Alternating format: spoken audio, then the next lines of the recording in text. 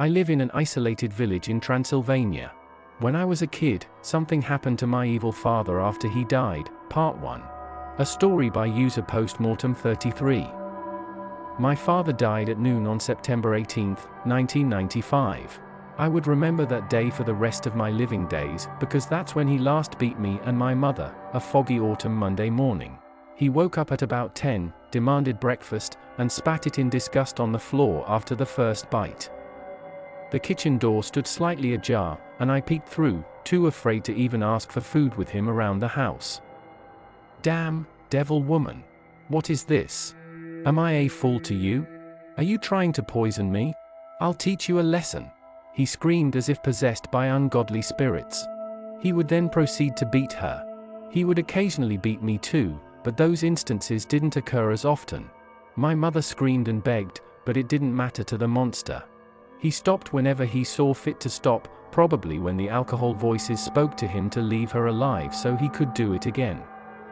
I hope he dies, Mom, I whimpered. I couldn't stand to see my mom like that. I hope he burns in hell for what's doing to you. All these things you have to endure. Because of her swollen face, she didn't want to say anything. She just moaned, hurt, desperate, and sick of that pathetic excuse of a husband who also wore a father's mask. He got his much-needed satisfaction and went straight to the village bar. After a couple of drinks, the alcohol erased the few physical and mental human features he had. His skin hung from his face as if they melted right off the bone. He couldn't speak, all the words came out as the mumblings of a madman, and he lost all sense of direction, mainly meaning he got home walking in zigzag on the old and beaten country road. He was an evil, ugly, and bitter man who couldn't love anything. Hate filled his black heart, and the cyanide of desperation ran through his veins. He didn't care about anything and only knew to ask for things with a sense of immense entitlement. He bowed down to the only god he knew, alcohol. The saddest thing was that no one knew how violent my dad was. The rest of the villagers knew him only as a good-for-nothing drunk, one of the many drunks in the village. My mother did all the work in and around the house. She cleaned, cooked, fed the animals, harvested the garden, and cared for me. She said father wasn't always like that, but with time, he drank more until he finally gave in and the addiction took over. I wanted the bastard to die a million times before. I hated him with every ounce of my soul. I wished to never see him again. An all-familiar monster wearing a father's face. At last, the bleak gods that reigned in the heavens above found fit to grant me my most burning wish, my father's death. When he returned from that sorry excuse of a bar, where, by the way, the owners used to scam people by speeding the process of getting them drunk or driving the prices of drinks up, he met his end. Of course, the poor drunks didn't ever see the problem. The owners, a young fellow named Bogdan and his wife Corina, used to laugh and pretend to care about the drunks' problems. They did it with a smile while screwing them over or handing them drinks they never ordered. These two are not crucial to this story. I mentioned them and their behavior because this village has a way of getting back to people who don't have any moral compass. Corina tripped off a beer case and broke her neck, and Bogdan drowned in the river behind the bar. Weird situations. Anyway, back to the man in question. He finished drinking at noon and tried to come home with his wagon. He couldn't steer it properly, and when he yelled at the horse to move faster, the poor animal got scared and sped up. Father lost balance, fell, and the horse kicked him in the face. From the kick, the man landed with his left temple on a pointy rock. A large pool of blood formed under his head, and the incident claimed his life. He died with his eyes open and mouth agape, his whole face frozen in horror. One of the village elders, a man named Janos, found him laying in the middle of the road. He came to our house and let my mom know about the accident. She didn't hear me sneak out. I studied their demeanor from a distance and knew Mom would be at peace. I felt as if God lifted an enormous burden from my chest. Janos was her father and my grandfather, but he wasn't much present in our life. He also didn't know about the violent nature of my father. He and mother always had a cold and distant relationship. Still, I think they cared for one another, even though it wasn't what one would call a traditional father-daughter relationship. Marietta, what happened? Janos asked. I fell face down on the stairs, Mother said, averting his gaze. Janos wanted to ask more questions but didn't. Deep down, he knew Mother lied to him about the actual motive of her injuries. Listen, I came here about your husband. He's dead. I found him a little while ago on the road. He fell off his wagon and hit his head on a rock. I'm sorry, Janos said. He hugged my mom and kissed her on the head. She didn't say a thing. She only nodded and glanced past Janos in the distance, searching for a face in the clouds, reaching for a familiar face to thank for what had happened. I sensed she wasn't happy with the situation, but she was relieved. She was a good woman, she never wanted father to die. I did, though. Can you take me to see him? Is he still there? Mom asked. She could barely contain the trembling in her hands. I heard the voice of villagers gathered around my father's body from afar, a lot of gasps and old ladies who made cross signs in disbelief. Poor man. I heard he drank a lot, a drunk guy said. May he rest in peace in the kingdom of God, said another gray-haired woman. I heard he beat his woman and boy every morning, a blonde woman whispered to her friend. He didn't die of a good death, old lady Simina Serban said. Now those words made my heart sink. Simina Serban was a peculiar woman. The village folk said that she did nefarious stuff inside her house. At times, red candlelight would burn in her window at night, and green smoke would come out of the chimney in the middle of the day. They said she was an evil witch who was in league with Satan. I never saw anything wrong happen while passing by her house.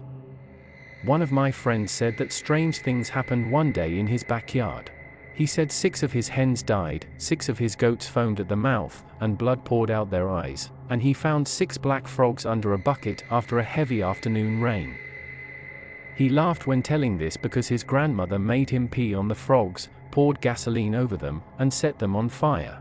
They went out in flames, a black smoke dissipating in the air. He swore he heard a voice inside that smoke telling him that his grandfather would die in 3 days. He said the frogs fixated on him, and he felt dizzier by the minute. That's when his mom came to the rescue. She grabbed his arm, splashed a handful of cold water on his face, and gave him a glass of water with 7 burnt matches inside. His family thought Madame Serban cast an evil spell against them because she didn't like seeing happy, healthy people. Many other weird things happened in that village, some of which I have personally seen or experienced in the 43 years I've lived here.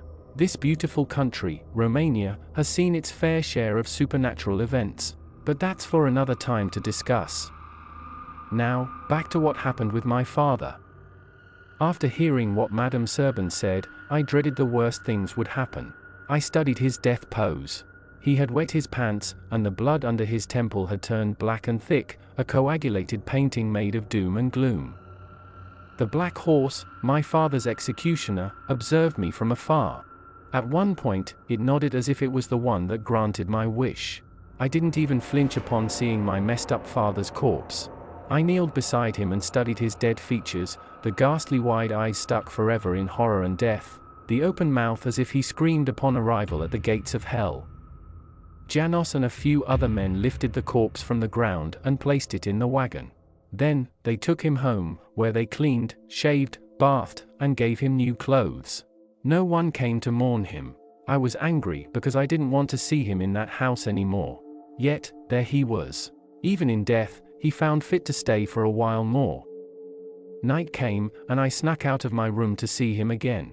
Pale white face and his lips a dark purple, he held his arms crossed on his chest as if he fell into a deep slumber. I couldn't help but smile.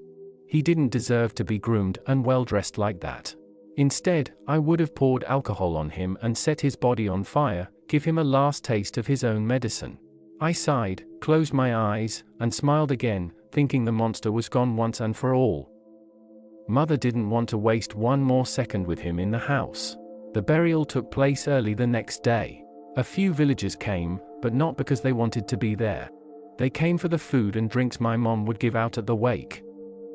The gravediggers slowly but steadily descended the coffin into the hole. 6 feet under, the coffin was nailed shut and swallowed by the earth. My father would become food for maggots, his insides rotting into nothingness. In the end, nothing could stop the sands of time. The funeral ended, and a few villagers returned home to drink and eat at the wake. I just sat in a corner, waiting for the charade to end because the monster didn't deserve to be remembered as a regular person does. But traditions don't care about who was who or what kind of person they were. "Poor man," said one lady dressed in black and with a face white as a ghost. "May he rest in peace," said an old man with a black wool hat. "His poor family, how will they live from now on?" said another man, half drunk. He sipped some more wine and ate a chicken thigh. His mouth was oily. He belched while a piece of chicken fell from his mouth, stained his already yellowed, sweaty shirt. I remember thinking that people would say anything without knowing a specific situation. I couldn't stand the gossip anymore and went to the last man and whispered that my mom and I would live just fine from then on. One less bastard in the world, one less violent man that no one would ever miss or shed a tear for. After a few hours, everyone left, and an unusual silence filled the house. Unusual because that would be the time when father came home drunk for the second time of the day and started shouting and breaking things. Janos left last. He told mom to take care of her and me and that he would check on us. Life went on as it should have. The village folk soon forgot about the accident, and it seemed as if my dad were never there. I loved that. I wanted to tear down his grave sometimes. I wanted to destroy his cross and burn that awful photo on it. A few weeks went by. Nothing happened. Until that fateful night. Tuesday, October 10th, 1995. The bizarre events began in the morning. An unusual fog enveloped the whole village, making it hard to see even a few feet ahead. Mother sent me to get the milk from old lady Victoria's house. On my way there, I passed Madame Serban's house and saw her in her front dirty window. She glanced at me and grinned. Her cracked lips, dry saliva in the corner of her mouth, and her yellow-stained, crooked teeth made my heart beat 10 times faster. She waved at me in slow motion and then slowly retreated into the darkness of her home. I heard a faint animal cry and then silence. Her dog observed me through the spaces between her fence but didn't bark. I felt like the woman studied me through that dog's eyes. As I left that crooked house behind me, my heart rate returned to normal. Mrs. Victoria gave me 2 bottles of warm fresh milk, told me to say hello to my mother, and that she would visit her soon. She was a good woman, may God rest her soul. I remember she gave me some homemade sour cherry jam too. I paid only for the milk and thanked her for the present. She died a few years ago at the age of 93. She had no kids and no relatives left alive, and I thought it would be nice to take her off her grave, keep it clean, and remove the weeds and stains from the cross. The fog thickened when I went back. I could only see 10 or maybe 12 steps ahead. All the houses on the right and left sides of the road became lost in the fog. I sighed, relieved I wouldn't see Madame Serban's house. Thank God for that. Yet, as I walked back home, I could see a strange shape forming in the middle of the road. At first, I thought it was a large animal, maybe a pig, and I stopped dead in my tracks. I wiped my eyes to see if I'd imagined it. Now the apparition seemed closer to a human body. It came towards me, a low-pitched whispered groan breaking the silence around me. Madame Serban stopped 3 feet in front of me. She levitated above ground. She had mushrooms in her hair, twigs, and small animal bones and skulls, rat teeth, a chicken beak, and a dried frog adorned her unkempt hair. She opened her mouth, and a swarm of worms fell on the gravel. Her eyes, 2 black spots, observed me with malice intent. Little boy, why didn't you say hello when you first passed through?" she asked. She grabbed both my shoulders, and I felt her hand squeezing while her fingers grew longer. I wanted to speak, but the words remained stuck in the back of my throat. Her nails dug under my skin and warm blood started pouring. I didn't even feel the pain. "It's starting tonight, you know? It's all coming back, and there's no way of stopping it. All the suffering and torment your mother and you thought was left behind is coming back to haunt you again," she said. She laughed like a maniac, her head jerked backward while a thick cloud of black smoke flew toward the sky from her mouth. "Let me go!" I screamed from the top of my lungs. I didn't know how I found the words, but I was glad because she let me go. "You go tell your mother it's coming, the plague is coming," she screamed. I glanced back, and she had vanished into the fog. I ran home, almost out of breath. The fog slowly dissipated. A murder of crows circled my house, maybe 10 or 20 meters above. They cawed as the black and dark gray clouds appeared in the sky. Thunder boomed in the distance. I thought the end of days arrived, and that's what Madame Serban talked about. "Vlad, come quickly. Get inside. The storm's coming." My mother cried from the backyard. "I have to lock the animals and chickens, and I'll join you." "All right, Mother," I replied. I placed the milk on the kitchen table. The smell of freshly baked bread filled the whole kitchen. I grabbed one, ripped a corner, and stuffed it in my mouth. Before I knew it, half of the loaf was gone. I wanted to take more but dropped when I saw that what remained was rotten, moldy, and worms danced inside it. I blinked, rubbed my eyes, and it all returned to normal. Maybe it was all from the shock of meeting Madame Serban. That evil witch scared the living soul out of me. Mother soon finished the chores, and the rain began pouring. It was a heavy storm, and the raindrops banged against the tin roof in a staccato rhythm. I watched it all outside the living room window. Mother came and gave me a big bowl of chicken soup and scolded me mildly for eating half of the bread loaf. I said it is what it is, at least she had to feed only 2 mouths instead of 3. She didn't like it, but I only said the truth. Night soon came, and the storm went away. She tucked me in bed, kissed me on the cheek, and said good night. I fell asleep in an instant. Strange nightmares came into focus. I found myself in the field behind the village church, glancing at the moon that loomed over the ancient hills. Behind me, I heard noises as if someone was digging the dirt in the cemetery. But it didn't sound like a burial, like dirt hitting the coffin. No, to me, it was the other way around. It was as if a dead person wanted to dig themselves out and stay longer on this earth instead of heaven or hell. The nightmare transported me to the front of my father's grave. The cross was broken in half, and the grave was dug out.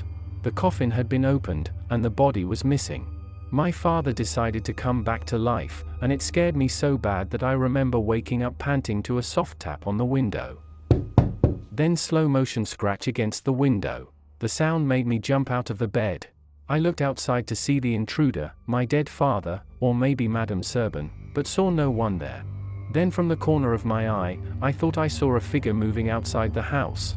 I blinked and they were gone. Relieved, I went back to bed, but not before studying the ceiling for a few more minutes. What would the meaning of that awful dream be? Was it from the earlier shock in the fog? Was it because I thought my father would haunt us deep inside, even from the grave? I was scared, but somehow managed to go back to sleep. Only to wake up again in the dead of night. My mother's screams pierced the walls of the house. I jumped out of bed and ran to check on her. I ran to her room, turned on the lights and saw her twisting and turning in bed, her whole face red and sweaty. "He's on top of me, he's eating me, he's killing me," she cried. But no one was there. "Mom, wake up," I screamed. "He tried choking me," she said. "Who tried to?" "Your father," she exclaimed. I stood petrified. There were too many coincidences for this only to be an illusion or hallucination. The encounter with Madame Serban and all that happened after what she said. The crows above my house, the heavy storm, my nightmare, the tapping and scratching on the window, and my mother's scare all meant something. What she said was true because she had hand marks around her neck as if someone had tried to strangulate her. I gave her a glass of water and tried to calm her down and comfort her. "Mom, I need to tell you something," I whispered. I then told her about all that happened until I awoke to her screams. "Strigo," she said. All blood had drained from her face, and she became as white as a sheet.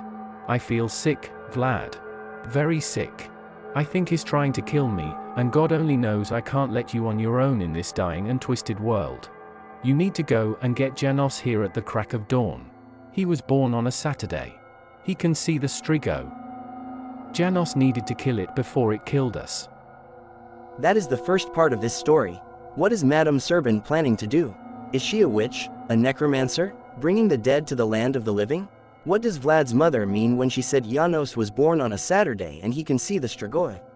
To catch on what will happen next to this story, share and subscribe to this channel, and turn on the notification bell so you won't miss any updates from us.